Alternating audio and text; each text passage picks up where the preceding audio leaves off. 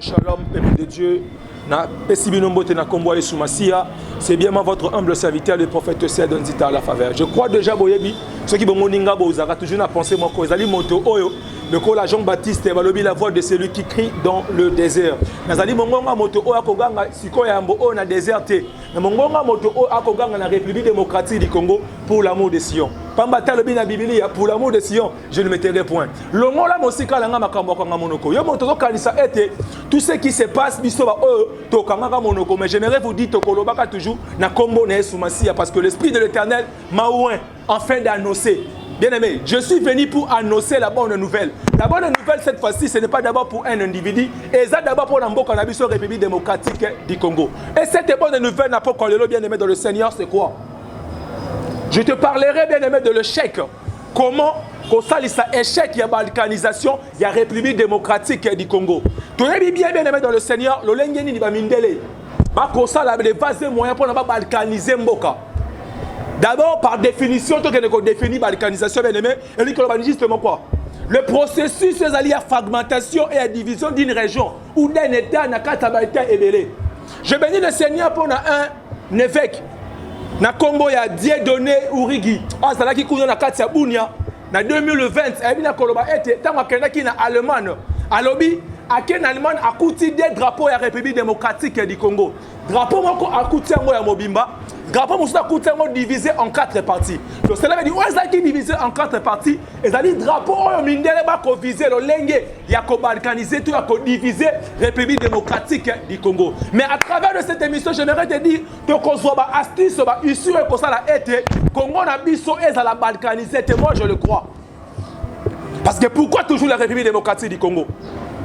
Pour la Nika Bisso. Parce qu'on a été Mboka Congo et monnaie. Non. Le Congo est monnaie collègue Algérie. Parce que l'Algérie est à 2,38 millions de kilomètres carrés. République démocratique du Congo est deuxième en Afrique, le pays est vaste. Il y a 2,34 millions de kilomètres carrés. Après, la troisième position, dans le Soudan, il y a 1,88. Mais pour l'année, toujours, mindele wana bandeko oyo ba ennemi ya République démocratique du Congo ba tcheka ba balkaniser République démocratique du Congo. Pourquoi tout cela? À travers de cette émission, j'aimerais justement, bien aimé dans le Seigneur, Tosimana Elongo. À travers de cette émission, j'aimerais justement vous dire qu'est-ce qu'il faut faire pour qui ma balkanisation wana. Qu'est-ce qu'il faut faire pour échec na balkanisation. Et que la conférence de Berlin Afrique, République démocratique du Congo, Congo, qui n'a qu'à rejeter comment on a la forêt. Voilà pourquoi on appelle ça Léopold II, on a qui roule en Belgique, on appelle ça qui est comme un cadeau. Ah, biso dans la carte Mboka, mais on appelle ça biso pas motomo comme le cadeau comme propriété. On nous a arrêté. Mais j'aimerais dire, dans Acte 4 et 11, Jésus-Christ a qui la pierre rejetée. Mais la pierre qu'on a eu à rejeter, la comment qui la principale de là. République démocratique, on a mis rejeté qui la conférence de Berlin en 1885. Rejeté, Kabeli Ango Léopold II, Kabeli Ango Belgique. Tellement que ça qui la forêt vaste, les lots bango wana, bakomi kozonga, okoka bango boue, okoka bango boue, pour baya ko balkaniser. Je bénis le Seigneur pour d'abord il y a échec, il y a balkanisation. Je bénis le Seigneur pour ne peu importe nyoso et qu'on s'imbate au nom de Jésus. J'aimerais te compter plus loin. Tout le monde est justement négociation aux alliés à président de la République Félix Antoine Tshisekedi. J'aimerais vous dire, au nom de Jésus, au nom du Seigneur, toutes les négociations autoconstales avec le rebelle et aussi Mbaka jamais. Pourquoi? Parce que le président Félix Antoine Tshisekedi a dit Motoyambote a sali la négociation. Après de ceci, on a fait la même chose. Tout le monde a 1 plus 4 et qui dit à quoi? Dit à ma troupe rebelle. Qui na katikati ba mutinerie. Na katikati ya Mboka na katikati na Est. Comme ça, 1 plus 4. Mais après 1 plus 4, est-ce que négociation est Simbaki? Pourquoi le blanc? Pourquoi il y a un Congo? Parce qu'on a posté justement à Kabola. République démocratique du Congo. Et ça, il y a coulé à encre qui a négocié dans les rebelles. Bien aimé dans le Seigneur. J'aimerais vous dire, problème de la République démocratique du Congo. Et ça, Moko. La RDC, nous, le peuple congolais, et Seigneur Nabiso, te reconnaître, te mettre en pratique, tu es dans la connaissance sur les destin, destinée prophétique Nabiso. Quelle est la destinée prophétique, le destin prophétique de la République démocratique du Congo? N'oublions pas, l'Afrique est en forme de revolver. On gâchette Nango, et c'est la carte de la République démocratique du Congo. Une fois, la République démocratique du Congo, et mettez pas comment l'Afrique est développée. Ce qu'on allait bien, la forêt est dans la carte de l'Afrique. Balobi, Afrique et le Brésil, et la capacité, il y a qu'on lier ce monde de Mobimba. L'Afrique va faire l'allusion à la République démocratique du Congo. C'est à la République démocratique du Congo, le Brésil, et qu'on lié ce monde de Mobimba. Comprenez déjà que par rapport à cela, la RDC a un très grand destin prophétique. La RDC a une très grande destinée prophétique. Je crois que on va y avoir une histoire sainte à Congo, on va contredire un gâté. On va y avoir une histoire à Alphonse, on va contredire un gâté. Bien aimé, Zambé a mis sur le Mboka au Congo. Zamba a posé Mboka au indivisible. Zamba a posé Mboka au Congo. Et la Mboka au Kokumi, ça y est, le Kumu. La gâchette, et ça dit bel et bien la carte de la République démocratique du Congo. Tu as vu dans mon doki, ce qui m'a dit, à le boko la gâchette, mais j'aimerais vous dire, l'air a sonné pour l'Afrique. J'aimerais vous dire, l'air a sonné pour l'église au Congo. J'aimerais vous dire, l'air a sonné pour la République démocratique du Congo, afin que l'Afrique soit en vol. Puis en vol, ils ont la carte de la République démocratique du Congo. Ils ont compris. Par le qui va coloniser, ils ont compris. Pourquoi colonisation? C'est seulement Éthiopie a colonisé Éthiopie. Éthiopie a bouni na italien. Soit 1936 jusqu'à 1941. Ben italien a eu échec pendant longtemps dans la ville où Ezaki a doua na Éthiopie. Ben Éthiopie a un destin prophétique na bango. Ben une destinée prophétique na bango. Bazo bouni ça ba italien na ba animaux, ba animal. Comment na ba Éthiopie ba zu ba gris na bango, ba culture na bango. Ba ça na kata ba lion, ba ko bouni na ba lion. Babundisi ba minele, bazwa échec le pays où ils ont colonisé Éthiopie en fait partie.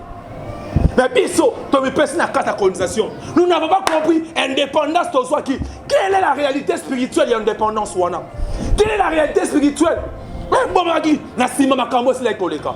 Peuple congolais esengeto la muka. Négociation na banguna et kotombo la mboka te. Négociation na bato et kotombo la mboka te. Et Seigneur na biso tout appliquer la valeur na biso culturelle. Et Seigneur na biso tout appliquer puissance na biso ezali à terre na biso. Et Seigneur na biso tout reconnaître notre destin prophétique. Tout reconnaître c'est que nos aïeux, c'est que on va qui va plus grand na biso ba pour mboka au Congo. Tôt ou tard le Congo changera. Il y a un blanc et un blanc, l'Afrique changera. Mais moi je vous dis, tôt ou tard le Congo changera. Mais il y a qu'à changer. Et bien il y a qu'à changer. Parce que quand la tête, beaucoup de monde a combien est-ce que Zambé a bouleversé Makambu à partir de la République démocratique du Congo. Qu'on soit dans la rebelle, qu'on peut s'aïsuiter. Qu'on soit dans la rebelle, qu'on peut s'aïsuiter. Mais tant que tu reconnaître ce que nous sommes, tant que tu reconnaître la cause de notre existence sur terre, donc on a toujours une carte à captivité. Comprenez que lorsque Israël va saboter, va falloir na bango, va quitter suite d'existence na bango, parce qu'il y en a qui na déportation na carte à Babylone. Déportation, bah même bango aussi quand les régions encore éloignées, parce qu'il y a bango na carte emprisonnement. Bien aimé, tout ça na carte mboka na biso Congo, donc on vivre na Congo, mais tous allez na prisonnier. Pourquoi? Parce que tout ça na bateau va y éviter la ignorance. Mon temps vivre quand la ignorance na un enfant. Et la Bible déclare aussi longtemps qu'un enfant demeure enfant, même un papa demeurer toujours esclave. Mais un esclave, ce qu'on a la vision, a commis fils, a hérité. Nous avons des envahisseurs. Donc, comme on a beaucoup de par-ci, par-là, est, Bandeko, Basiliko, Kota, pas comme on dit ça Congo. Pourquoi? Parce que Congo, et c'est cause à la Mboka, où ils sauver l'Afrique. Congo, et c'est cause à la Mboka, où ils ont la destinée prophétique. Congo, et c'est cause à la Mboka, et c'est cause à la bite par lequel, Zambé a mis son aïe afin que Mokili ait changé. Je sais qu'on retourne dans le destin prophétique, c'est quoi? Que le destin prophétique, c'est quoi, bien-aimé dans le Seigneur? Destin prophétique, bien-aimé dans le Seigneur, écoute-moi bien. C'est la loi supérieure qui semble mener le cours des événements vers une certaine finalité. Destin prophétique d'une nation, c'est quoi? C'est le but de Dieu pour cette nation. La raison pour laquelle il y a Zambé pour la nation Wana. Destinée prophétique, c'est-à-dire ensemble des événements composant la vie d'un être ou d'un pays. Tout ce que doit vivre, le corps là-bas d'Israël va vivre dans la carte d'Égypte. C'est-à-dire destinée prophétique na bango. Mais avant de la carte destinée prophétique, parce que c'est encore ignorant. Mais tant que télémaki, non, nous avons une alliance. Des biso, zamalobaki, biso feneto konza. Et c'est maintenant à la tête et non la queue. Parce que maintenant ensemble. Voilà pourquoi ensemble balobi. Si mon peuple sur qui invoque mon nom des chroniques, simili, bah y'a pas nanga zambayo kaka. Bien aimé, Congo et Sengeli, tout ça la vraie repentance. Congo et Sengeli, tout zonga et pas tata. Congo et Sengeli, tout zonga la carte de ma valeur. Tout zonga la carte de ma principe. Aux alliés à biso. Mundele ayena maele mabe alobi et Sengeli a panza. À ça, la différence. À un ensemble de oyo. À un ensemble de tchekat la biso pour la considérer. Mais bien aimé, il n'y a pas une différence. Ngamoto naï chrétien. Nakoloba ete, il n'y a qu'un seul Dieu. Tu église de noir, balobi ete, basame la kanzambi, on zambe pungu, zambe nini, on zambe mokeli. Ça dans le bipe Yahweh, zambe mokeli. Bien aimé, il y a Dieu. Mundé na maye na ye, a conscience de différence de ma langue pour na séparation kabola biso. To compte na kat Yamabe. Bien aimé, Dieu nous appelle à l'unité. Je sais que ça lobby. Na encore la souka. Mundé le ko kabola biso. À côté si ma religion. À côté si ma principe. À côté ici, ma Kambouébélé, peuple congolais, il n'y a qu'un seul moyen pour combattre la balkanisation. Il n'y a qu'un seul moyen pour repousser mon gouna. Il n'y a plus de place aux négociations. Tu as les autres comme on passe. Par contre, réconciliation, il y a un homme katangé. Je ne sais pas ce qui est bon. Est-ce que la République démocratique du Congo a un poste à Bilokowana? Nous avons besoin de réconciliation. Il y a peuple congolais. Pourquoi ces différences? Nous avons pris les 450 tribus. Mais pourquoi ces différences? Moundelaye, Abi s'est divisé pour mieux régner. Non, bien aimés dans le Seigneur. Nous devons être unis parce que Dieu nous voit unis. Et dans la langue chrétienne, je sais qu'il y a un seul Dieu. Et dans la langue de l'église des Noirs, on a dit qu'il y a un seul Dieu, Nzambe Mokeli. Et dans la langue musulman, on a bien dit, et dans la Nzambe Semoko. Si réellement, et dans la Nzambe Moko, pourquoi Toko Bundaka? Nous avons 4 races. Nous avons un seul Dieu. Mais Nzambe, la distinction, n'est pas l'exabokas, assez subdisaka, n'a pas morceau ébélé. Mais tout autour, il y a 4 vieillards. Chaque vieillard a représenté race et la race. Bien-aimé dans le Seigneur, Nzambe Sokazamoko, mais pourquoi tout ça qu'on s'est divisé? La République démocratique du Congo, Bandekoba Kokufa na Est. Comme on a vu sur la Kinshasa, awa, mais sur la ville Songolo Pakala, Bako Sepela, Bako Sala Nini, souci, il y a Bateba Kokufa égalité, Bolingo, Nabiso Congolais égalité. Pour la République démocratique du Congo, tellement. Tout ça, la face à la balkanisation, et c'est que tout ça dans le corps éthiopien. Tout ça, Oto Yebi, Tochango en faveur Yamboka Nabiso. Tout ça, Oto Yebi, Tochango en faveur, il y a prospérité, tout est confus qui s'appelle développement, il y a la République démocratique du Congo. Tu as pour sa négociation, tu as ADF. Tu as pour sa négociation, tu as rebelle, rebelle.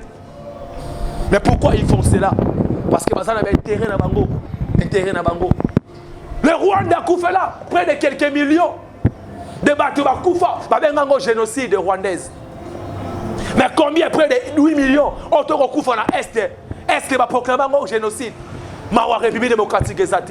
Quelle est la raison d'être de la guerre Rwanda? Et ça, on avait intérêt à bateau. Il y a un peu de batiki bateau, batindi, bateau kokota. Mais dans le Seigneur, tant que tu as la révélation, il y a raison pour laquelle nous ne vivons pas. Tu as toujours bateau dans 4 prison. Proverbe 28 et 18, 29 et 18. Et le peuple sans révélation. Et le peuple sans frein. Voilà mon pays est comme sans frein. Tu as comme il s'allait là. Frère égalité. Tu as comme il monde là. Tu as comme on a réconciliation avec Katangé. Non. Tu as comme on a espace grand Kassai. Non. Tu as comme on a bâtiment comme un Congo. Non. Tu as pour ça ma troupe. Je bénis le Seigneur pour le président Mobutu. Vous comprenez qui est mal? Parti de Moko, école de Moko. Il y a un seul Dieu, il y a un seul Congo, il y a un seul Congolais. Nous sommes tous Congolais. Nous avons dit boxer avec Bunda. Nous avons dit comment Martin va coller, oui. Mais tant que vous Congolais, cela veut dire à représenter Bisso. Mais chacun de nous a apporté valeur de charge en Moka Congo. Bah comprenez qui m'a tout mal. Mon Congo c'est Moko. Papa c'est Moko. J'aimerais vous dire, bien que Mobutu avait fait des choses, et il a dit destiné, toi n'a été la katikati à Ora n'a été. Mais j'aimerais vous dire, l'air vient, l'air a sonné. En Afrique, c'est un élément. Mais ils ont passé par rapport à Congo. Il y aura un président, ou à Koya, à cause de la principe, Otobafouaki. Quels sont ces principes? Le roi Akoya, à cause de la roi Moko, à cause de la Kolobamingité, mais l'action et la Salema. À cause de la président Moko, à cause de la très charismatique. Mais présence et on a changé ma camébélé. Donc, on a été, tout ça qui n'a qu'à y a parti de Moko. Na etao, vous avez une katikati ya unité. Je me dis le Seigneur encore pour Mobutu. Comment on a Katanga Zuma Motaba Congo, Congo central, à qui est gouverneur. Tu comprends la vision. Mais il y a comme un Yamboka, parce qu'on va être étranger, va bien dire Congo central est étranger. Nous sommes 450 tribus et c'est de se mettre ensemble parce qu'il y a un seul Dieu. Zamba Kelayo et Zamba Kelabiso. Pourquoi tout ça qu'on s'est divisé par rapport à la religion? Si la religion veut dire se relier à Dieu, à un être suprême. Mais ta religion est reliée au nanan. Ma religion est reliée au nanan Zambé, le Dieu créateur. On a l'ingat le Zambé Mokeli. Mais pourquoi nous nous battons? Pourquoi nous nous battons? Dans l'histoire, il y a l'Union européenne. Napoléon Bonaparte, c'est un Français. Il était tellement grand. Alors il n'était pas conquérir le monde. À cause de la conquérir l'Europe. À travers force militaire, mais bien aimé, il avait échoué. Hitler a bien conquéri l'Europe. Mais militaire, la force, il avait échoué. Mais bien aimé, laisse-moi te dire, ces deux hommes avaient compris que leur rôle était d'aider l'Europe. Parce qu'il y a un rôle d'aider l'Europe. C'est mettre ensemble l'Allemagne et la France. Que pouvons-nous faire pour remonter l'économie Europe? Parce qu'il y a l'Union européenne. Tel est le succès. Aussi bien comment on va affilier alliés, mais aussi bien Europe Mobimba. Mais pourquoi pas aussi bien Katangé, aussi bien Congolais Mobimba. Pourquoi pas aussi bien Kassayen, aussi bien Congolais Mobimba. Pourquoi pas aussi bien Nekongo, aussi bien Congolais. Mais pourquoi des paroles? Ils allaient un discours tribaliste. Un discours ils allaient comme ça la malamouté. Et pourtant nous avons un seul Dieu. Je suis celui qui va crier pour l'amour du Congo, pour l'amour du Congo tellement. Il y a des pasteurs, oh, bah, ça est toujours doué. Il y a comme un cambo et qu'on s'est pensé comme un Konzamboka. Mon Konzamboka, c'est un Kanga. Les reviens, Seigneur, ont rassemblé. Là, qui dit solo, les commis, ma cambo, Milinga.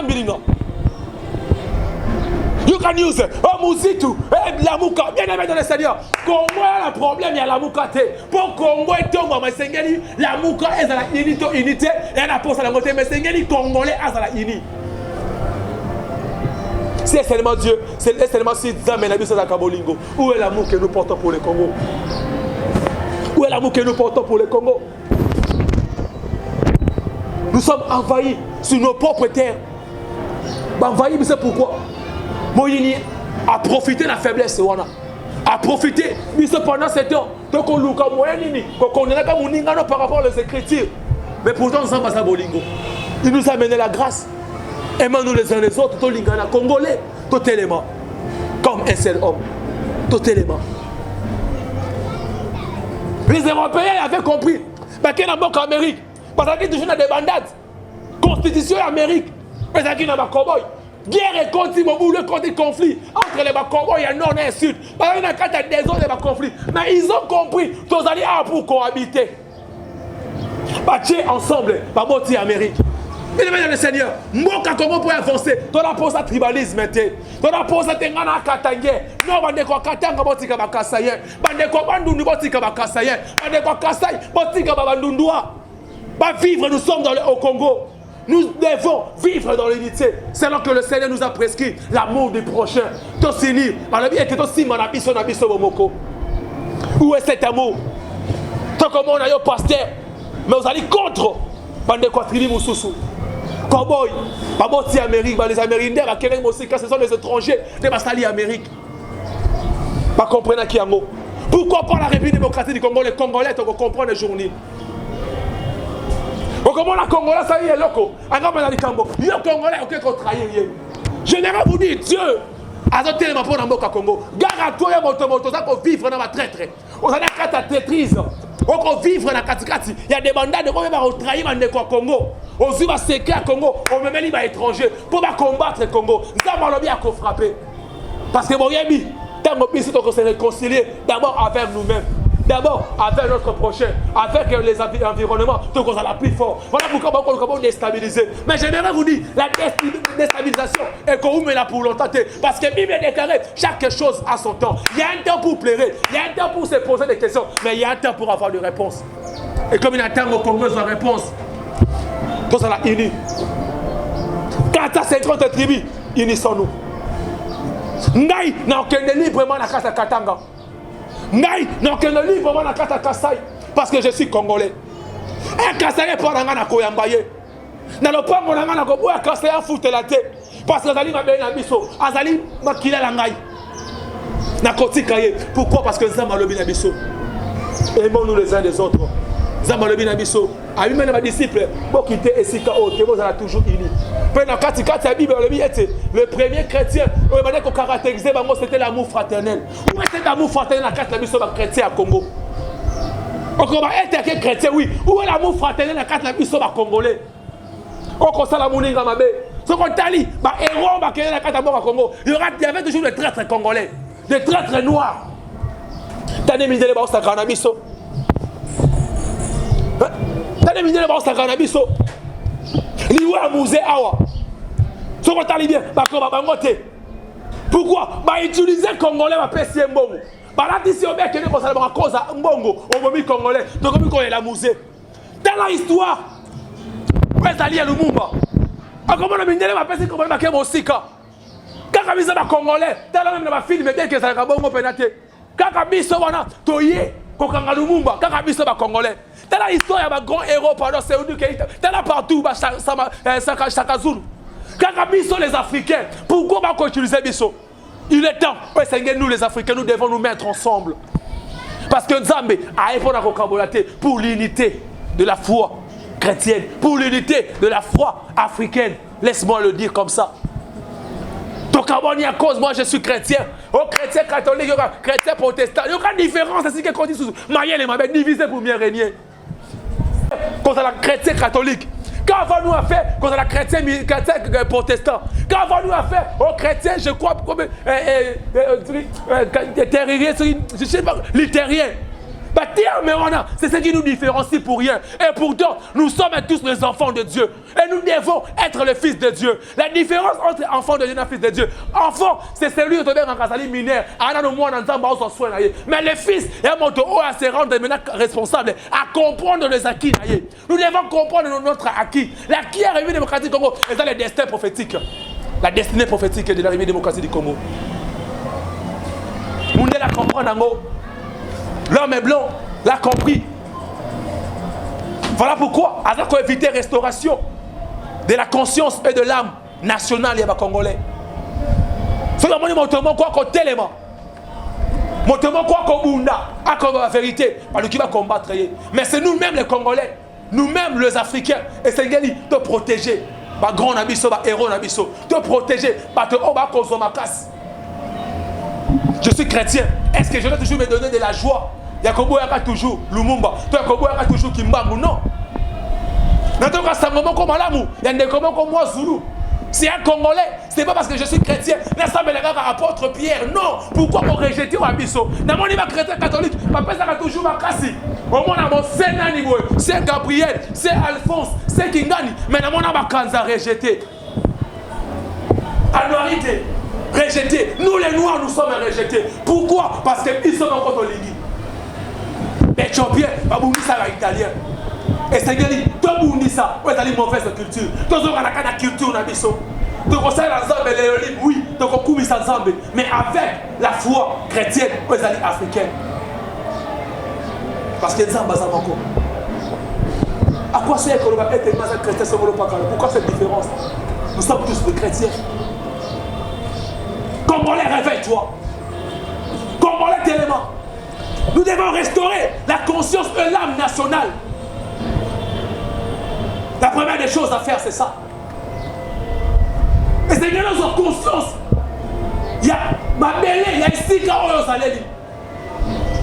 Aussi longtemps que tu commences dans le valeur, on s'allie dans la carte de Bisso à Congo. Tu vas toujours dans la carte de débandage. Je bénis le Seigneur pour l'évangéliste Falcon, article le Belamo. Aussi longtemps que tu vas rejeter destin prophétique de Bisso bien-aimé, tu vas perdre l'identité de Bisso. Tu vas perdre la vraie valeur, perdre dans la débandage. Voilà pourquoi Congo est aboyé. Parce qu'on reconnaît que de l'autre côté, nous sommes en train de tâtonner. Négociation. Consensus. Non, tu as pour la. Mais je vais vous dire, ça mais on suscité un président, on a rassemblé Bisso. Un président, on a la monnaie unique, nous sommes uniques. Et on va partir en Afrique. Quand on prophétie, vers l'Afrique, moi que je suis de parler, c'est le Congo. Mobutu a été mal compris. Mobutu a été mal compris. Mobutu a été mal compris. Mobutu, ce qui est Napoléon, Hitler, va se rassembler, va tomber l'Union africaine. Pourquoi pas nous? Pourquoi pas nous? Chrétien, réveille-toi. Chrétien, tellement, réveille-toi, chrétien. Ben, il y a une différence. Ben, il y a une complication pour rien. Tellement qu'il y a. Azan de Konanga, mais tant que ça, non. Nzamba Bolingo. C'est seulement si Nzamba Bolingo. Pourquoi rejeter l'ami? Restaurant de conscience et l'âme nationale. C'est très important. Moundele, à côté de Mélabiso, parce que tu as posé un nouveau fondement de la nation avec Dieu. Nouveau fondement, c'est-à-dire qu'on reconnaître Bisikato Outi, qu'on reconnaître Obiso Zali, qu'on reconnaître Bisikato Okende, Nakatiwana, qu'on reconnaître Charge Tozalango. Te recomprendre, te recouvrir, te découvrir encore. Vous allez fondement, Nabiso. Congolais, te perd de ma valeur. Pourquoi le drapeau Nabiso divisé en 4 parties? Pourquoi pas l'Algérie? Mais c'est la superficie à Moulaï. Quand Nabiso République démocratique du Congo. Pourquoi? Pourquoi? Pourquoi toujours la République démocratique du Congo? Mais moi je dis, l'air a sonné. Le Congo qui la gâchette se trouve en République démocratique du Congo au Zaïre. L'air a sonné, gâchette, il faut bêta. Bakoka Sango, Bakoka Lokito. Maman là, je te bénis. Sango wana sanga ya milima bete ya délivrance c'était non. Sango wana sengeli Afrique yoka Sango. Mboka Congo ezo telema. Afrique yoka Sango. Te poser ma fondement na biso et cause la malamu mimi. Mundela comprendre. Pour le Congo a retrouvé voilà nango et sengeli de reconstituer armée nationale. Tala le armée na biso. Et comme justement on a pas faillir. Na ba très na katikati ya mutu armée na biso ba tchebe étranger parce que ba yebi été et sengeli to surveiller bango ba yebi été et sengeli to tala bango. Bénémoine de le Seigneur, réveillons-nous. Pour protéger ma valeur na biso. Mais si cependant que je suis en train de parler, pas cause de ma résolution, c'est un Congolais. Mais il y a combien de mutu no kwa étranger pour la paix, c'est la mission wana tala boye boye. Mais nous, ton côté katé donc on les battait pour la combat parce que c'est Dieu qui nous a créés. Attends les lobo mingai. Attends pour ce qui n'a kufa kaka. Attends pour mingai yo pour kufa kaka. Peut-être on a quelque précédé yo. Tario koya. Le bac qui dépasse mon sous. Yo faut qu'on soit yo c'est qu'un homme aura sémé le moissonnera. Au minga par le paix et tu seras tué par le paix. On a négligé comme ça la haine, qu'on a la hypocrisie, qu'on a la tétrise. On a négligé qu'on trahit ton projet. Et c'est la cabine de l'ennemi. Dans la armée, nous avons des étrangers. Dans la armée. Pourquoi on va venir à Salibongo? Pour la conserver, biso, de décoller. Ah, bah ça. Ah, Louvounou. République démocratique, qu'on décoller. Na katikati wana les alabas étrangers ou pas et qu'on décolle bon si on tient biso singa moi je le dis souvent nena mona den tabaki mina singa mais étranger wana ba compte ici na kati armée donc on décolle quand on a étranger wana ba changer langage parce que les enfants d'Israël tant ba ça la marche il y avait des étrangers tant ba qui sango ba ko banga makambo Israël ko sala a ko conquérir ba ville ba ko s'attacher ko ko na katikati ya ba les Israël pour na ko bungana bango elongo. Tokolonga à tout au tard. Puis elle revient. Puis elle est déjà venue en Afrique. Décollage Nango est sonné. Et si quand aux alines de Konangaï, Tossi Manabomoko. Avant le tribalisme.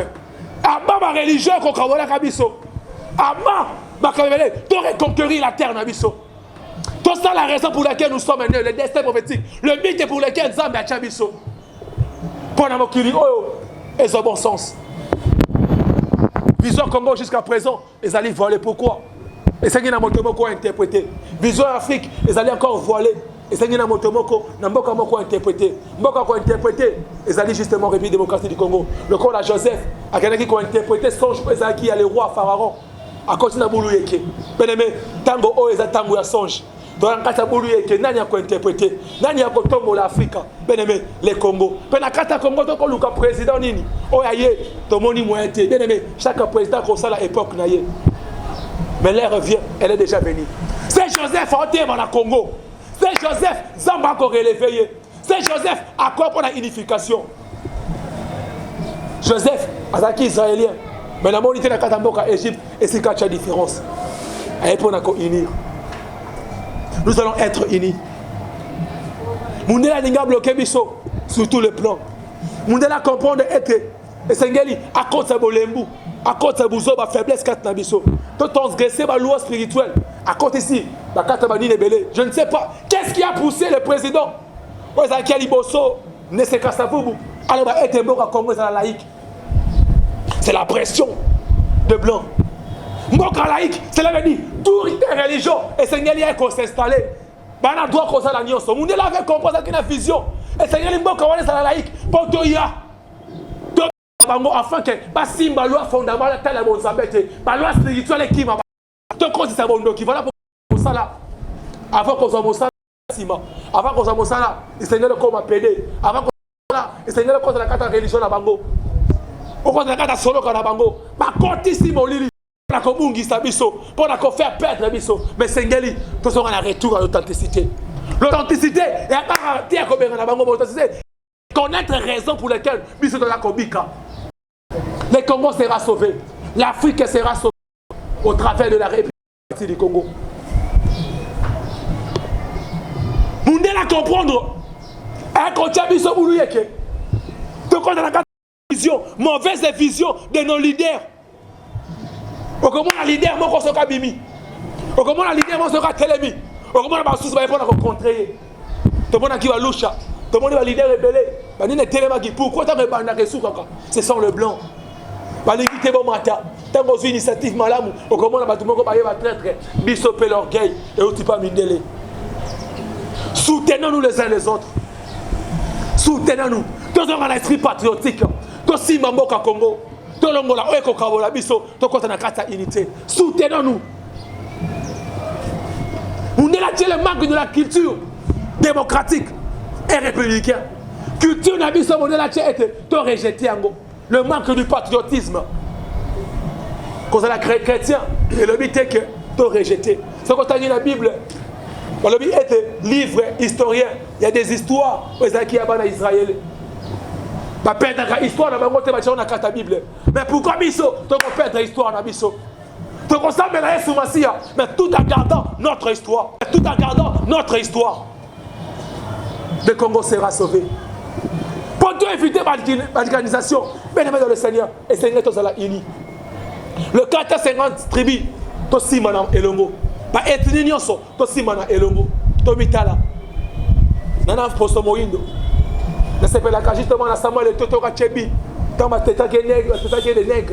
Avant de combattre pour le moïndo, bien aimé. Tu bête le poste nabiso. Tous à la yini, tous si manabiso nabiso. Peut-être aucun liboso. Le Congo sera sauvé. Je vous dis souvent pour l'amour de Sion, je ne mettrai point. Pour l'amour de Boka Congo, je ne mettrai point. Pasteur, et Sengeli, Toté a vrai valeur nabiso. La carte Bible, le livre historique, les alliés. Où est le livre historique pour nabiso congolais? Toté Isaba nabiso.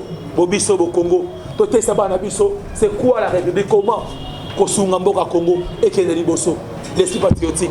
Tika Kola Pambola Biso, c'était votre humble serviteur, le serviteur, le prophète Cède de la faveur. J'étais là justement pour vous édifier, vous parler de la part du Seigneur. Ce qui est CP de ça qui est un commentaire. Si tu as des résolutions, vous en avez intention, vous en avez ici. Comme la biso na numéro zali affiché, peut te kozwa, makasi peut essayer de partager, peut répondre yo, peut te moyani balasima. Tolobi, merci.